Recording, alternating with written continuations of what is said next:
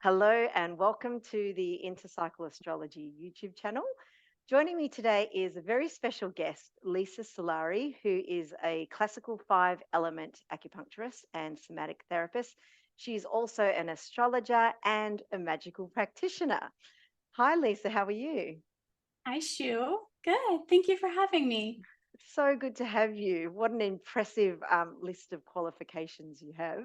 Uh, I was just about to say that you're joining me today to share some insights about a really fascinating lecture that you presented at the AstroMagia Conference, which, as the name suggests, is all about astrology and magic, which is held, I think, annually in its second year, I think, last year. So yeah, so great to have you here, Lisa. Um, yeah, can you tell us a little bit about what you do in your practice? Because you do describe your work as being grounded in the imaginal and the numinous, and that sounds really fascinating. So, what I'm curious to know, like, what does your practice look like? Um, I think it looks like a healing art. Um, I think it first starts with a lot of curiosity and this knowledge that, we're in a living cosmos, and that there's,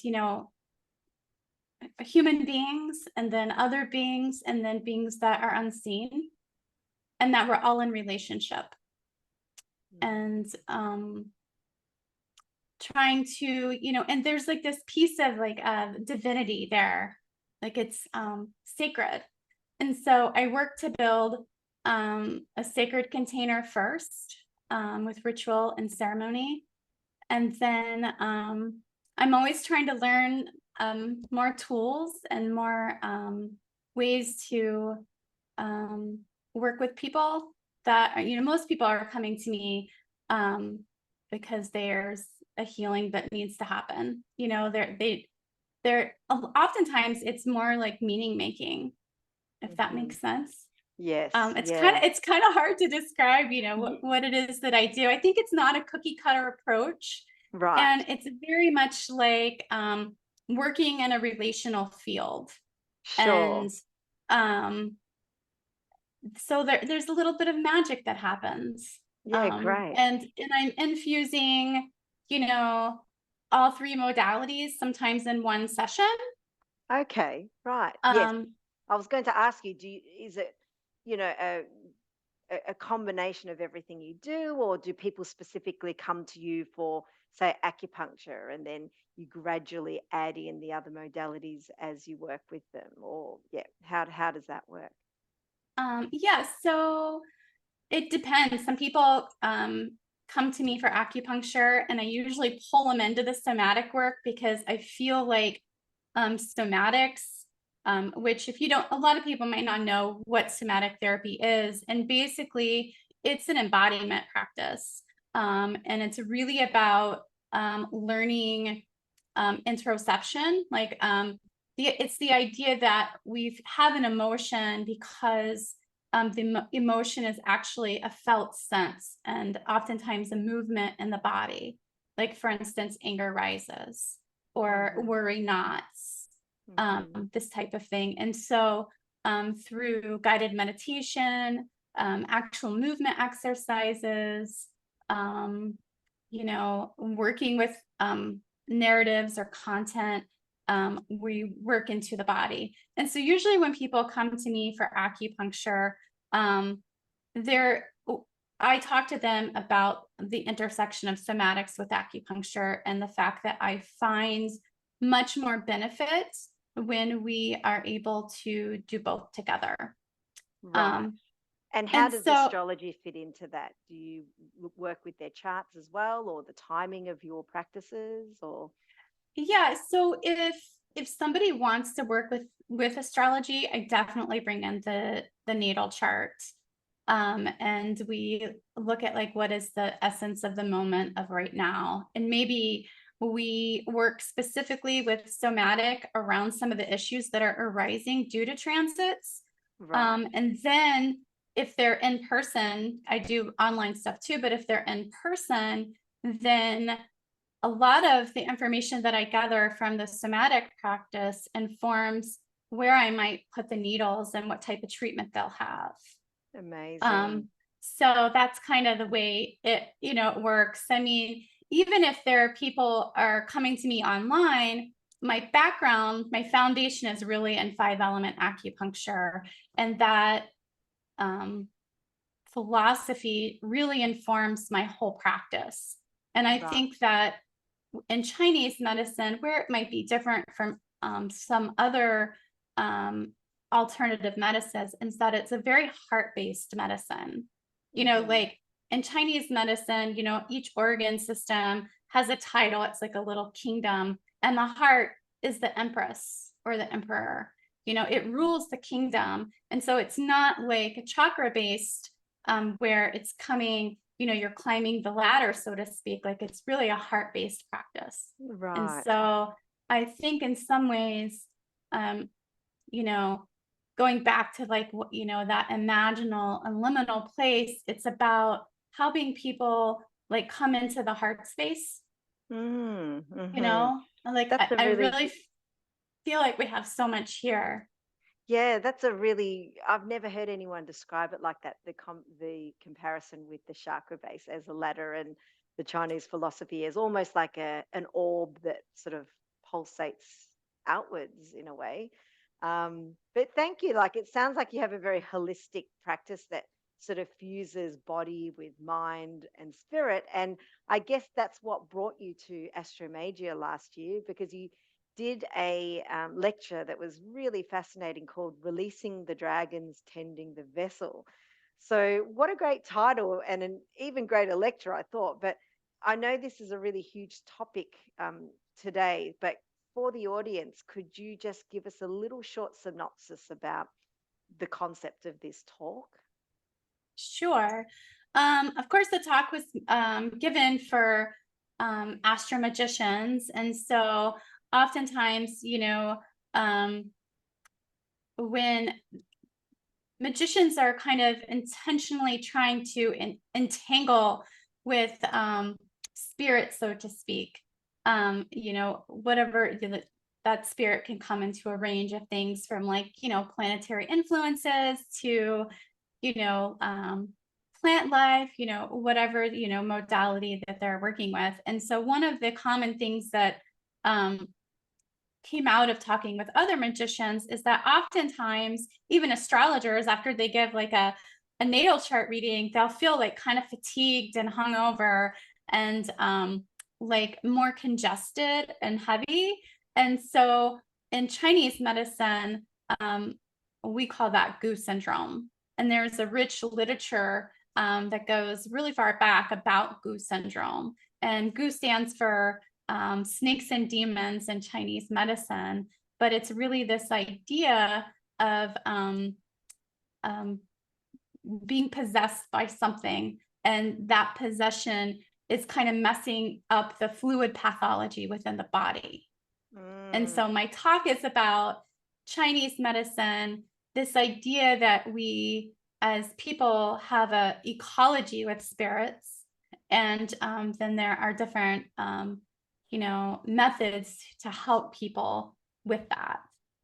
yeah, and that's so fascinating. I'm wondering, with the goo syndrome, like, is goo something that is actually existing in our bodies already, or is this something that can enter the body, say, after an entanglement of sorts, like you mentioned?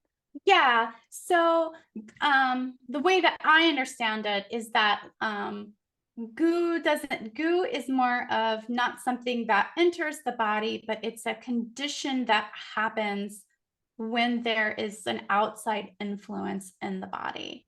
And so Right. it's more of the fluid pathology of like things really slowing down and getting clunky and heavy, and you're having a lot of fog and inability to focus, this sort of thing. Does that answer your question? Yeah, yes, totally. Right. So it's a condition that can happen when the ecosystem, like our vessel, is, I guess, compromised in some way.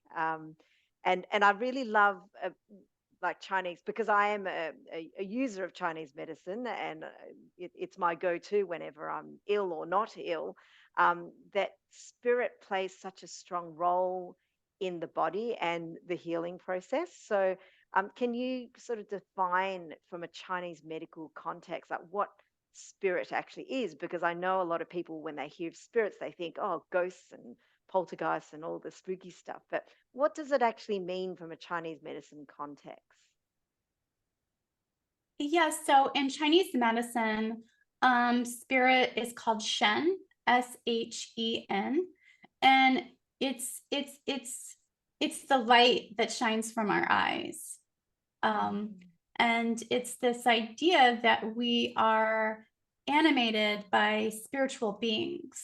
And so we have like they recognize 5 different types of Shen that we have.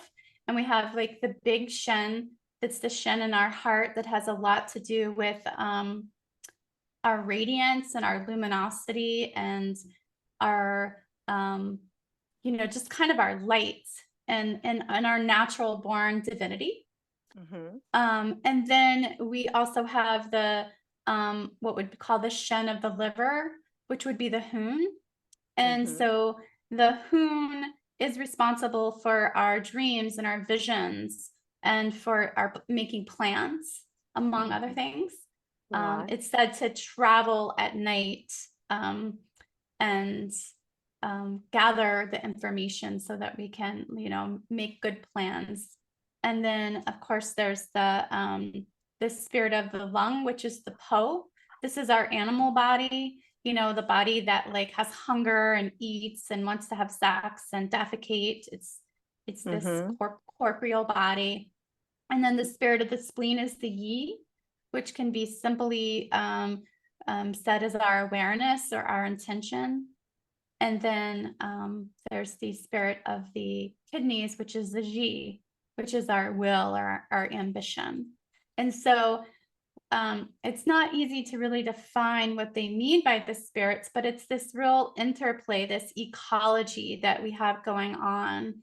And I Mm. like to think of it as the broader sense, like um, we're able to live because we actually have an ecology, like in our, in our guts and our biomes, and even our cellular matter. The mitochondria is a foreign DNA. It's not Mm-hmm. human.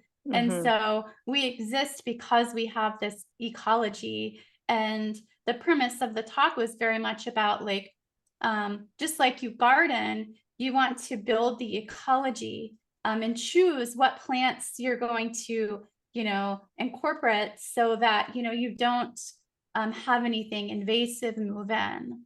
And Right. so I really feel like if more people thought of themselves as inspirited, that there would be a more knowledge and more awareness around tending to those spirits. Mm-hmm. It sounds a little bit like those 5 types of Shen are like the 5 inner personal planets. Like we've got the Shen of the heart, like the sun, the Shen of the liver. To me, that seems like a little bit like Mercury, because it's going into dream space and bringing information back. The one, I can't remember the terminology, the one that wants to eat and have sex, and the strong desire one, the embodied one, is Venus. Then the kidneys, which is the will and drive, is Mars. And is it Yi, which is the moon, where it's yeah, a little bit more, I guess, intuitive and reflective. Like, would you say there's a similarity there, like in terms of looking at the 5 personal planets and what kinds of Shen might be strong within us, or like we're more susceptible to? I think that's an excellent like metaphor or blending. And I honestly, I don't know a lot about the way that the Chinese look at astrology, right? Like I'm a Western Hellenistic astrologer, but John Anderson did a talk at the AstroMagia Conference about the different Shen that go with the planets and what happens when they retrograde. And I Oh, haven't watched it amazing. yet. Yeah, I haven't watched it yet. There's so many different talks that you're giving a talk and everybody's giving a talk, but I've been wanting to watch it. But I love the way that you looked at that, and I think yes, you can definitely view it like that. And I do Yeah. know that there are planetary principles that go with the Shen. I mean, do you see planetary influences as a form of um, goo syndrome or spirit possession? Like, is that, for example, if say we're going through a Saturn return, would you say that we're being possessed by the spirit of Saturn? How does that sit with you? You know, I mean, my first thought is anything's possible, right? But I personally wouldn't view that as a possession. I mean, the word that the Indians use for, or Vedic astrologers use for planet is graha, which means grabbed. And there's definitely this feeling of like a planetary influence there. But the way that I would view like a true possessive state is there is really this infusion of spirit into matter. And I look at the planetary influences like this essence of time intersecting with place. And then this force or energy that's coming in to shape and challenge you, but it's like an external pressure. Right? Like I'm in the middle of my Saturn opposition right now. And I mean, Saturn's everywhere. And there is this sense of heaviness and pressure and this feeling of somebody poking me with like a discernment stick. But I guess for me, and I mean, I think there's lots of we could talk about on this, but I wouldn't necessarily call it a possession in Right. that, but it's kind of blurry because if you think about it, there is a heaviness that happens. Like there is a physical influence that the planets have on the body, right? I mean, so Yes. Well, I mean, I remember when I was teaching my solar returns course, one of the things that I taught was the different types of time. So there's real time, and we use transits to measure real time, the quality of real time. But there's also symbolic times, like things like our Time Lords and our progressions, that are what Abu Mashar calls closer to divinity, because they're more karmic structures within the chart that have longer term impacts, that are fated, that we possess as we're born with, like these different portions and allocations of time. So I'm wondering whether, and this is just maybe it's another conversation, like the intersection of goo syndrome with astrological concepts, but like possibly maybe these symbolic timing techniques might be closer to the goo aspects of Chinese medicine. I don't know, because they seem less external. They seem like they're coming more from within us, or although they do have an external influence like that. Yeah, it seems something that I guess moves us more with the hands of the clocks of divinity. But yeah, when you say that, it makes me think about that there's this activation, like an act, like it's maybe something that's already existing within inside of ourselves. And the transit comes and it like awakens it and activates it, and it maybe brings forth, like in Jungian terms, like this complex that we might need to have a conversation with. You yeah. know, and certainly, I think that there certainly could be an argument that would cause some sort of possessive state, right? And in the talk, I talk about how would we look to see like, oh, is there possession? And the first place I always look is in somebody's eyes. Right. Like, can I connect with their natural light? Or is there Okay. like a veil over it?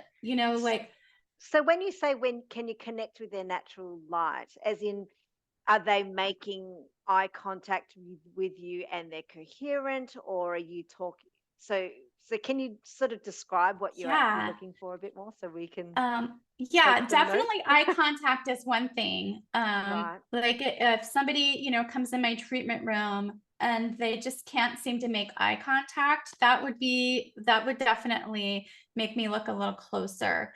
But there's something more. It's like are as my spirit is my Shen able to connect with this person's spirit or their Shen? Like Mm, are the it's very much there's a light that comes from people's eyes, and some people have this really amazing, I think, cultivated quality of Shen. Like you just look at somebody and you can just see it shining from them. And right. versus like somebody who doesn't have that and it's gone, there's a darkness in the eyes. It's like there's like a veil. There's something that has blocked them from their own innate divinity, their own spirit. It's like Right. it's taken over and kind of clouded their thoughts. Is And it then like is it like, say, when someone is, say, high on drugs, like recreational drugs, and they're kind of looking into space a bit more when they're talking to you? Is that what you mean by that veil? I think you could say that, a better example would be and maybe this is, you know, not politically correct, trying to think, but oftentimes we might see, not everybody obviously that is homeless, but I have often seen in my travels like homeless people and they look at me and it's like there's nobody there. And Right. oftentimes, they may be under the influence of drugs or alcohol, but there's just like this blankness and it's almost like there's nothing to penetrate. Um, Mm. you That's know, really fascinating, the eye contact thing. I'm just thinking about one of my sons who's neurodivergent, and he struggles to make eye contact with people that he doesn't know. And I'm wondering whether that could be a whole kind of other area of study, like just studying neurodivergent people, um, in context of this goo syndrome. yeah, I would say that um, just because you don't make eye contact Hmm. wouldn't be like, oh, this person has goo, or Right. it's more. There's got to be a lot more there. So the eyes is one of the main things I look at, but then I also am looking at the tongue, and I'm looking to see if there's a coating, if there's a lot of thick phlegm. Hmm. Symptoms like heaviness, not having any energy, feeling lost. Oftentimes, people being like, I don't know where I went. I feel really disconnected from myself. These Mm-hmm. types of things are kind of clues. Right. Okay. Amongst other, Chinese diagnostic things like pulse and like that. Yeah. Yeah. Um, Okay. Fascinating. So we should really all be checking our eyes and tongues all the time. Not that I'm paranoid, but Oh, well, I'm always doing that because I'm aware, especially yeah. like working when you work with other people's energy. Um, Yeah. you Yeah. know, Yeah. Right. So, yeah, just on the checking the tongue thing, should it be done, say it first thing in the morning, or like not after foods, or like, is there a rule around that? no, not really. It's more like, I would say like you're looking for like a long term, like more long term change in the tongue, Hmm. like a buildup. Yeah. But even, it can happen overnight. It'll be interesting if you start tracking your tongue. It's got, and in the video, I do show like pictures of tongues to kind of give an idea, but usually there's like a thick white yellow coating. Right. And you'll Okay. use lots of, just to give an example, um, like people with COVID will often have, especially the earlier strains of COVID, had like a very goo tongue. Oh, wow. And so like, this is like viruses are definitely a type of goo. right? Like Oh, right. love, Okay. these types of things. Yeah, right. Okay. I will be checking my tongue every day now.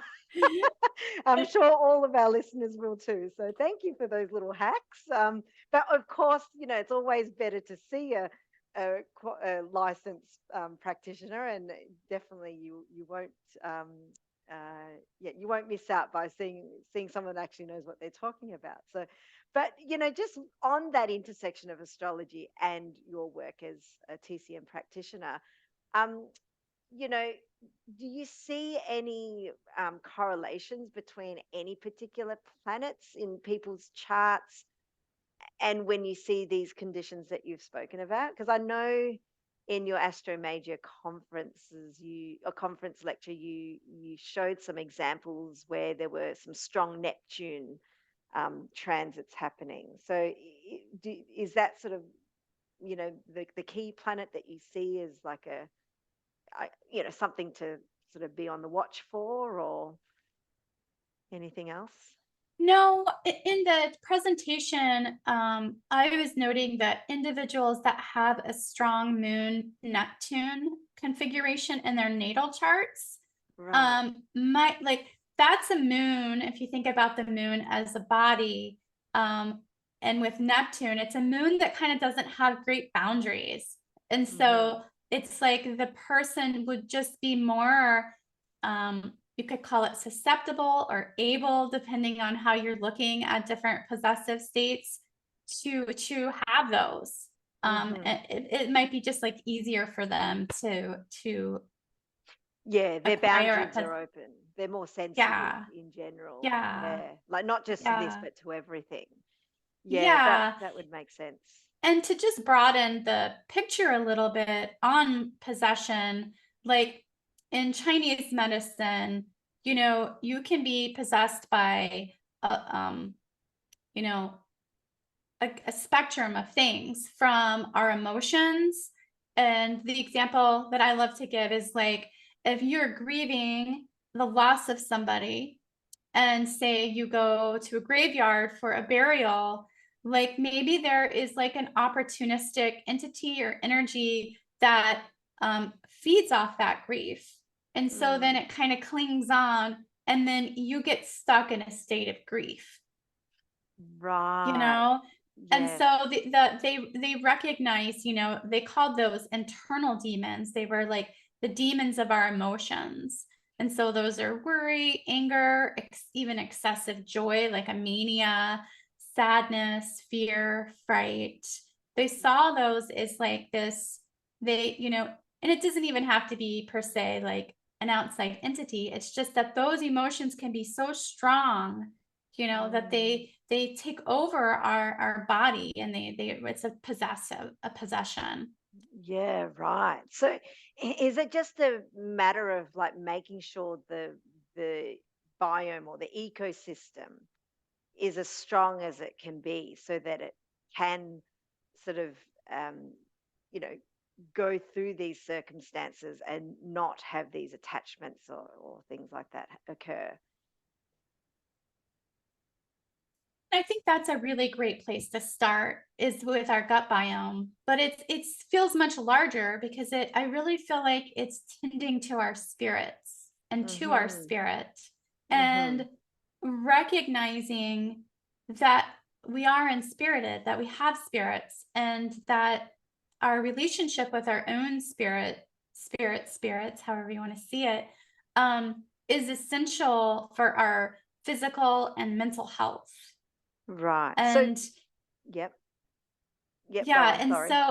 so I think that the maintenance of the body is like, how are we tending to our spirit? Are we acknowledging that we have a spirit, and are we listening to it, Mm, mm, and like the Hoon, for example, like how are we dreaming? Are we dreaming? Are we making plans for our future? Or do we have this resignation, and have we stopped moving forward? mm, This mm-hmm. is, if we're not doing that, then I think we're very susceptible to having things move in, because it's like there's not this fullness, you Yeah, know. right. Okay. Um, So those that are, say, like acknowledge that they're inspirited. Like say, let's say magical practitioners. You know, we know pretty much all magical practitioners acknowledge that there is something there and that they actively work with them. But are they more at risk of, say, having these sort of spirit hangover effects, or do you think, you know, it could happen to anyone just as in the same frequency and amount? You know, I don't know. I would think that they may be at more risk depending on what kind of energies they're working with. But Mm-hmm. at the same time, most magicians that I know are really like tending to their mind body.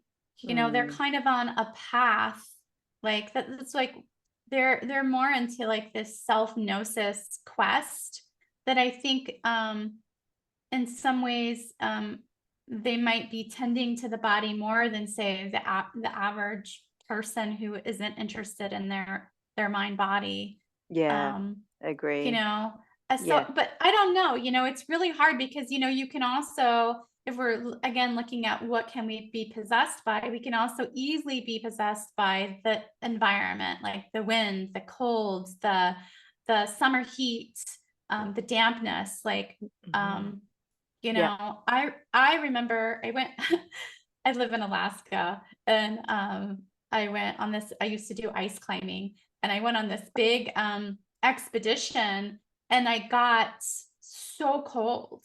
I mean, it was like the coldest I've ever been, you know? And when I left there, I flew to Florida because I was in acupuncture school at the time. And that cold had possessed me. And Right. even though I was in like Florida, I still had the cold in my bones, you Yeah, know? I've had that feeling too. Yes. And so it stayed with me, and it actually really kind of like zapped my yang energy, you know, like that the fire in the body. And so I was really grateful that I had acupuncture that could you know, help kind of remedy that and expel the cold, Right. so to So, speak. yeah, so you raise a really good point that possession is not only by spirits but environmental factors. It can be internal spirits or internal demons or something not of the body. So it is quite a broad term. Well, and I would even make a statement to say that environmental factors are spirits. Yes. Like there's Yep. like I mean, you know, I mean, I definitely, if you've ever like walked by a river and like felt the like damp fog, like to me Hmm. that mist, it's alive. It has some sort, there's some sort of divinity there within it. Yes. And so just to kind of like, at least that's my worldview. Um, Yeah, totally. And I know the Japanese have that similar view as well. Things are either animated or not animated. And yeah, so I totally get that as well. But um, do you have any advice, say, from a magical perspective? Like if we were planning on doing a ritual or a big operation, like how do you prepare for something like that, like in terms of mind, body, and energetic hygiene? um, I definitely think that a lot of magicians use fasting as a way to begin to prepare for like a big magical working. Hmm. There are also like other protective measures, you know, if like people clean with salt or Epsom salt baths or, you know, the old sage stick, you know, these things, they do work like energetic, like actually taking the time to notice that, you know, that there's energy around you and that you need to consciously clean it off. Hmm. Um, but in my presentation, I also talk about um, kind of the importance of interplay with the spirits, and Hmm. that like part of the spiritual practice, and kind of I think some of the reasons why if we're not looking at people who are, you know, um working with emotions or climatic factors, but they're more actually trying to, whatever, talk to a flower or listen to the river spirits, or they're trying to connect with the living cosmos, that there's something about this relationship and this connection that puts us in this liminal place, this place that's at the edge of something, like we're on the precipice. And I think that there's something of value that happens with these possessive states that cause us to shift and emerge. And that part of like dancing with these different ecologies and maybe trying to decide what kind of ecologies we are working with is very much this concept of transformation and growth, and really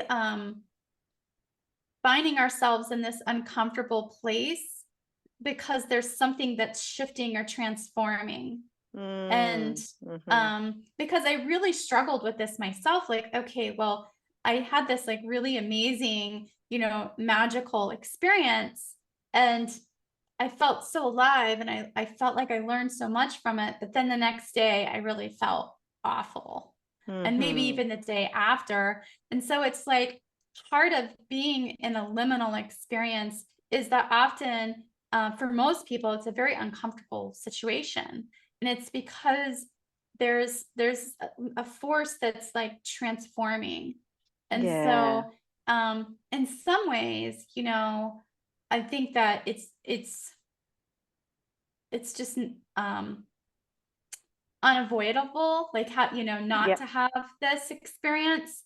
But why I was definitely wanting to talk about it and do the presentation is because I recognize how powerful and potent Chinese medicine is in helping people grow from these encounters and to transform and to help that catalyst along.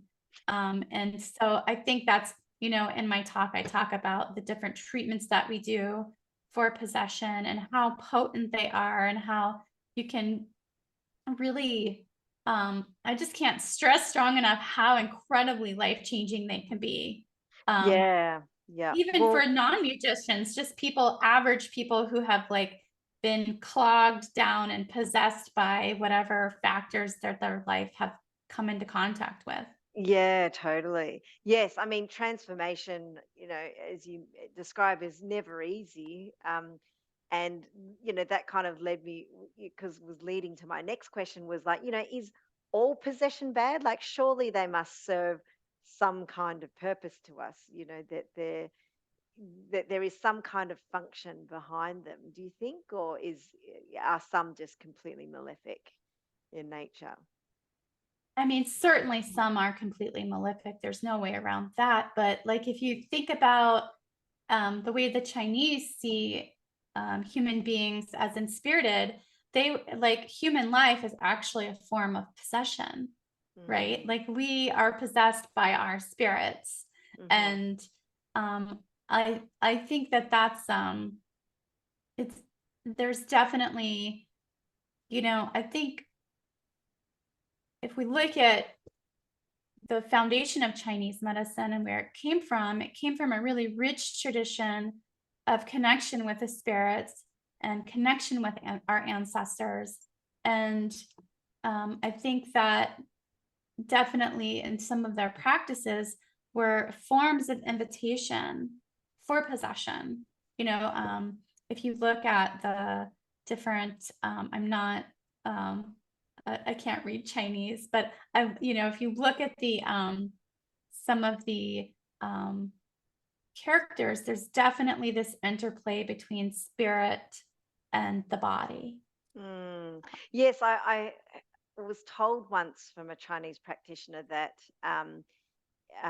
our personal resources in the body, you know, be it physical or not, but part of that is also the resources given to us from our ancestors, that pretty much everyone along our lineage, whether we know them or not, is part of our resources. So whatever's happened to them, and even, whatever conditions and states that they've been in, um, basically we have in us too. So that's why, ancestral veneration and devotion and healing is such a important part of the practice as well. So very interesting that you also mentioned about the ancestors there. Is that something you work with in your practice much?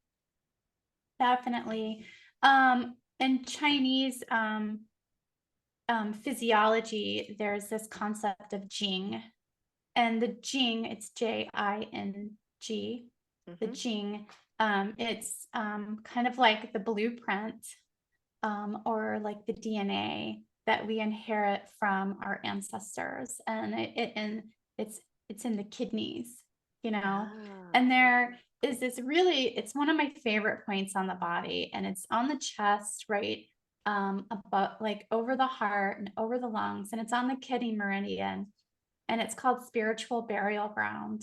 And it's between the ribs, and you can touch it, and you can even just feel its depth. But it's this place where um you're connecting with that source, that ancestral Qing, and essentially it's also your source, and you're pulling Mm, it up like it's a burial ground, but it's like you're resurrecting. And so it's a resurrection point. And then the point just above that is called spirit storehouse, which is like you're tapping into that Jing to give people, you know, like access to their ancestral, um, you know, lineage. And so mm. um, I think, if there's, one of the practices that people are looking at really how to protect their body from possession, it would be working with your ancestors. Ancestors, right. And so Yeah. And putting your hands on these points, will that help to sort of help us to connect to our ancestors and our I, lineage? Or I think so, definitely. Like if you, especially if you have really strong yi, right? You've cultivated this really strong awareness. You hmm. don't need needles to activate the points. You Yeah, just have right. to have that strong, and if you go in, you'll fall right into them. They're beautiful points, and Yeah, they're right. very, they're powerful, right? You're really Mm, connecting someone to something they might have lost contact with. right. And And what I about connecting to, um, some not so great family lineage issues? Like, will that all still come through those points as well? Or maybe for um a need for healing? I don't think so. I've never seen that in my practice, like come through like that, because there's a pureness to these points, Right. Mm. it's not like a portal to the ancestors. It's more like that, it's modern medicine, they're called epigenetics nowadays, right? But Right. it's the gene is also like this savings account for your energy as well. And Right. so it's like a gas tank, or your bank account. Yeah, right. That's good to know. All these, I But love all these little tips. Yeah, keep yeah, going. and I will share that, like, I did these points of, I mean, I do them often, but it's interesting, like it seems like certain clients, um, whatever it is about our energies together, whatever gets potentiated or activated, but these are the points where ancestors show up. Like Mm, I'll do these points, and it's like there's a presence that comes into the room, or my client will actually feel and acknowledge, like, oh, I just my grandmother, or mm, so but amazing. it's never been like you said, like, if you have a kind of like a crotchety or mean A old dictator or ancestor something. that, yeah, yeah, this is like kind of like the heavenly area here, like Yeah, this um this area of the you know body. Yeah, right. yeah, Oh, beautiful. I'm going to more try. celestial, yeah. Yeah, right. Amazing. And so do you have any other sort of guidance or suggestions for what kinds of remediations are available if, one believes that they could be sort of under influences of, spirit, whether it's physical or entities and things like that? Uh, I mean, whether, in terms of remediation, I'm talking about, what a practitioner like you could offer. Right. Well, in my AstroMagia presentation, I talk about at least 3 different types of treatment that are like really help the clear these influences out of the body. And it feels like a reset. People will like immediately feel lighter, and like just people will be like, oh, I feel like myself, like, oh, I'm back, kind of like clears away what doesn't belong, and really kind of sets somebody like back really strongly in their body. And Hmm. I call those the dragon treatments. They're called releasing the 7 dragons.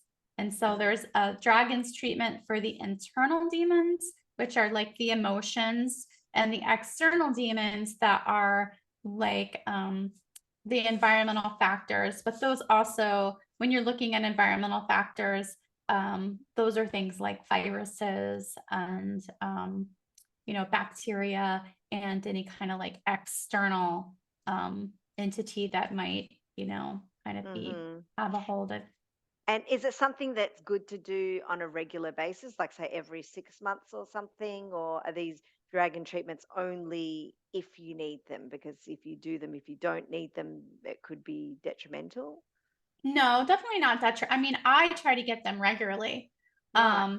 Mostly because for me it's good spiritual hygiene, because I'm working in people's energy fields and, in contact with things like this. But um if it's like, if I, my clients, some of my clients I've been seeing for, quite a while now, and it's something that I'll definitely do kind of regularly, you know, Okay. um, especially the internal demons treatment. It really strongly clears Mm. digestive heat and inflammation. And Hmm. so it's good for other things too, but I think Yep. they're just incredibly powerful treatments. And is this Um, something all acupuncturists do, or is it just the classical Chinese five elements acupuncture? Um, to my knowledge, it is a 5 element traditional teaching. Right. Yeah, it comes from J.R. Worsley. There's been a lot of debate of where he got it from, but and there's also what they call the ghost points, Sun Sima ghost points, which in the Chinese medical literature are also used for things like possession. And Yeah. Yeah. so, it just really depends. For me, they're just the most potent tool that I have. Yeah. Wow. And for Amazing. other 5 element practitioners that are doing the treatments, we all talk about it, like how life-changing they can be, you know, Right. and just to give even an example, not even at a spirit level, but if you think about somebody who's had a really horrific trauma, maybe even at a young age, it's like one of the ways I see that is like that trauma event has like possessed them, and it, Hmm. and it begins to cloud the way that they see the world.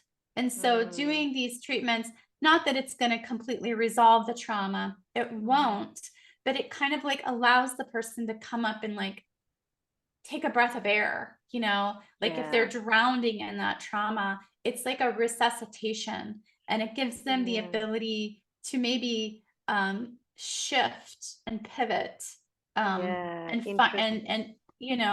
and find a new pathway on their journey towards healing.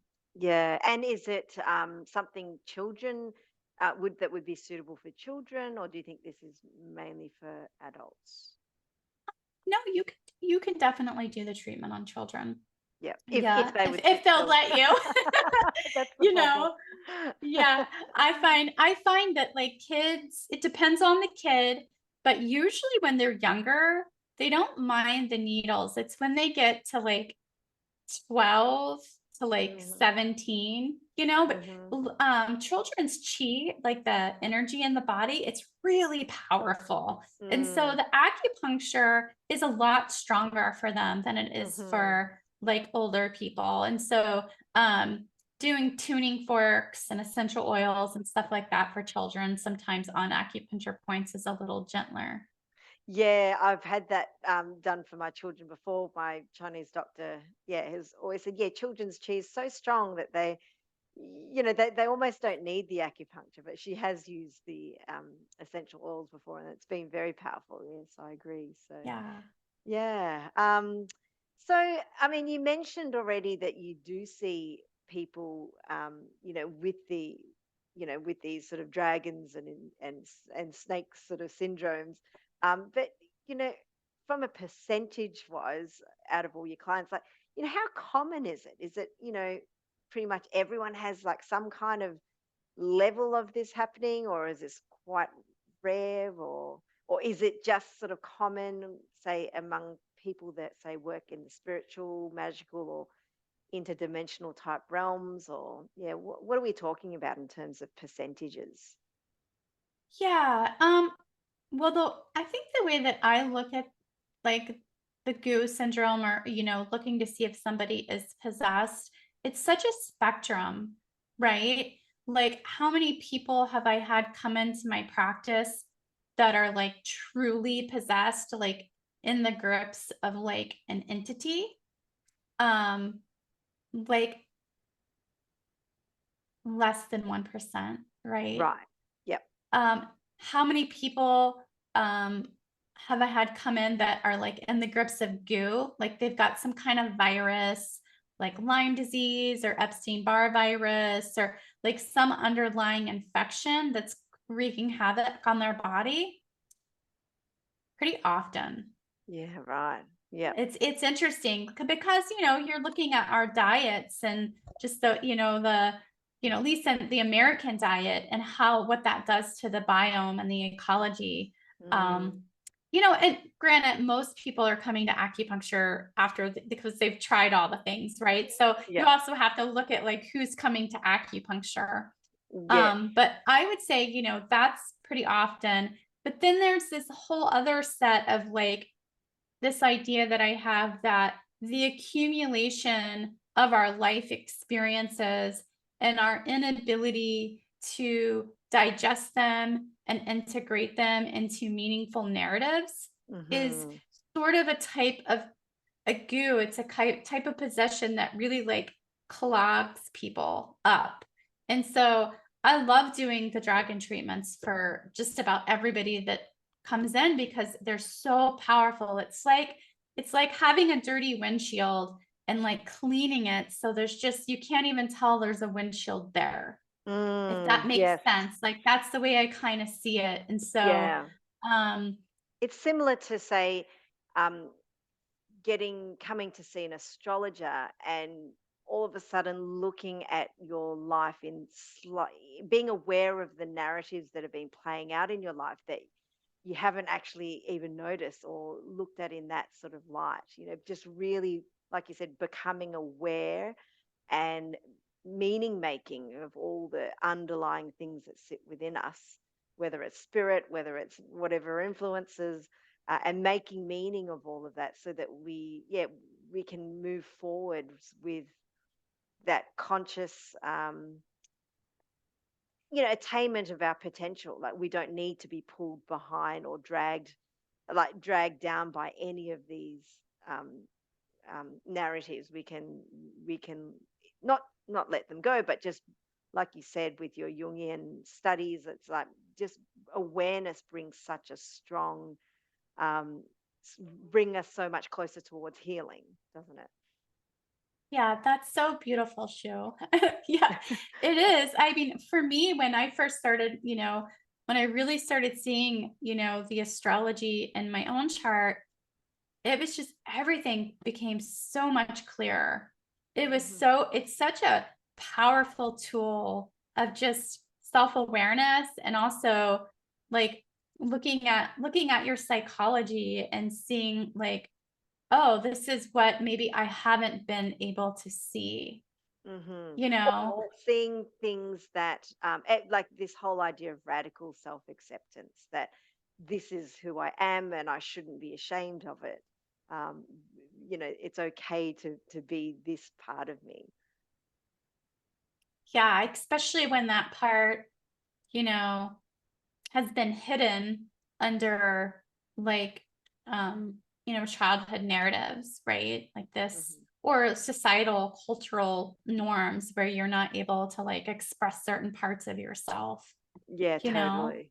Totally. Um yeah. Yeah, fascinating stuff. So, thank you so much for joining us today.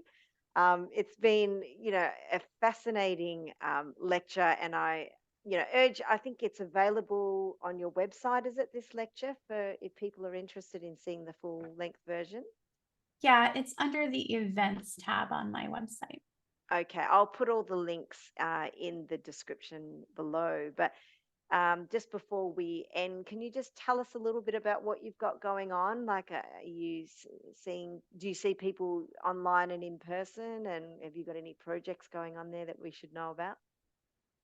I see, of course, people here in Alaska in person, and I do see people both for astrology readings and somatic therapy online. Hmm. Um, right now, I am really working. I'm really loving my somatic works, and I'm um, really getting interested in like this intersection of like movement and spirit. And so I've just really been exploring that on a personal level. And I'm actually working on um, a few workshops that I'm going to do. One of them is just a workshop on understanding the nervous system, which Hmm. I think that um, it doesn't sound very exciting, but like polyvagal theory and really, really looking at our emotions through what's happening within the nervous system is part of like the education that I do within somatics. And Right. it really looking at, you know, what's happening when we're activated and how we can be aware when we're activated, like we have anxiety or panic or we're in this sympathetic fight or flight place, which I think what I'm seeing especially like post pandemic is that many people are stuck in that fight or flight place. And so I'm actually working on a workshop to really kind of um, help people learn about the nervous system. Yeah, it sounds like it's really valuable stuff, and that we all should, yeah, become more aware of it ourselves for sure. Yeah, yeah. And and I think I'm constantly looking at how to make astrology more embodied, right? And so I haven't fully formed it yet, but I'm looking at kind of this intersection between our bodies and the planets and how to maybe explain like the polyvagal theory and the nervous system like through Hmm. an astrological lens. Oh, um amazing. Wow, so you're, that's I'm still trying to figure it out, just so yeah. because I notice when I get to talking astrology it becomes very mercurial, right, and it's like in my head. And I notice that with my clients as well. And Hmm. so I really want to, I'm very curious about how can we drop it in the body and make it a more lived internal experience. Oh, well, that sounds like it's going to be an amazing body of work, and you'll have to definitely come back and tell us more about that when you finish with that research.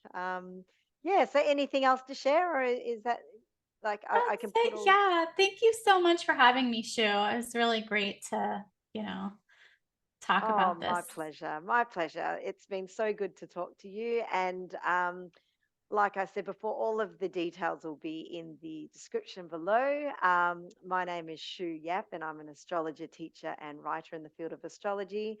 I'm also open for consultations and astrological mentoring, as well as teaching, lecturing, and writing engagements. So all the links are in the description. And as always, we love to, grow this channel and do more shows like this. So if you've enjoyed today's discussion, Be sure to subscribe, like, and share it with your friends.